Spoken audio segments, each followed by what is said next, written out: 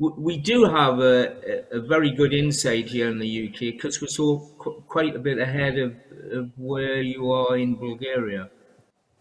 However, you're correct. On-site generation is being overlooked, and we get so much information from media that big corporates are buying 100% electricity, renewable electricity, which is practically impossible to do. I'm looking at what the national grid in the UK is producing now, and it's somewhere in the region of about 36% renewable energy. So we're going down a pathway which is really greenwashing.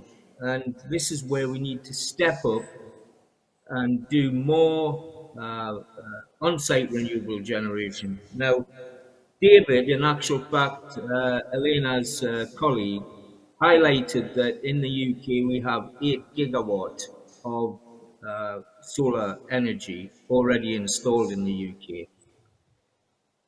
What we're looking at is urban generation and not the standard solar parks taking land, agricultural land, to generate in co-generation areas. So what we identified was another 7 gigawatt of suitable condition to develop using, believe it or not, the humble car park. So what we have done is designed a product called Helios Volt, and that is a bifacial PV parking canopy. Now, the benefit is for people such as retail malls, supermarkets, hospitals. They all have quite expansive car parking areas, but by installing the canopy, it basically means that you've got a new generation system, but with very, very little environmental impact because the car park is already there. And what's unique about what we're doing is the fact that it is all factory assembled and taken to site.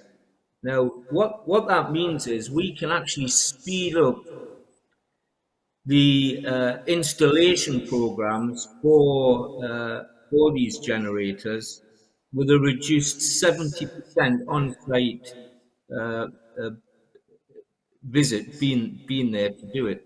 Now that knocks the prices down, and what we're trying to do here is to get it rolled out a lot quicker than going through the normal planning hoops because they are actually demountable and reusable. Now, I do believe that Stoyan made a great point in terms of the DNOs, and we have, like you do in Bulgaria, we have a terrible fight with these people because they do not want to lose their business through renewables. So our way of doing business for this particular product is to actually make it a behind the meter microgrid.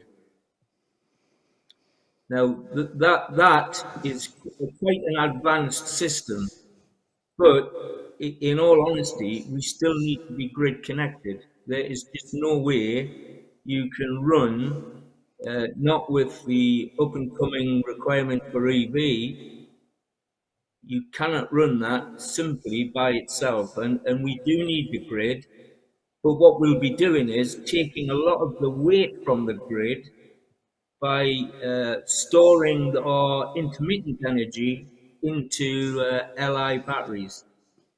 Sure. And may I just ask, are you planning to launch this project outside of the UK and is specifically to Bulgaria? Yes, we're looking at Bulgaria as our year 3 production chosen production area. Particularly because I now live in Bulgaria. I've been a resident for 5 years. Even though I'm in London now, doing meetings, etc. Um, I believe Bulgaria is very, very well situated for the Western Balkans. There's also excellent engineering university here, and I found by working here for 5 years that the young people are very well educated, and again, Stoyan highlighted just transition. Now, just transition is a very important issue because in my youth days, um, when the coal mines all shut down in the northeast of England, we all had to scamper around to find new jobs. Fortunately, I wasn't a miner; I was working in a different sector. But it is a very important factor, and Bulgaria to me stands out as a great base for the rest of Southeastern Europe and the Balkans. Yeah, thank you so much, Douglas. We heard about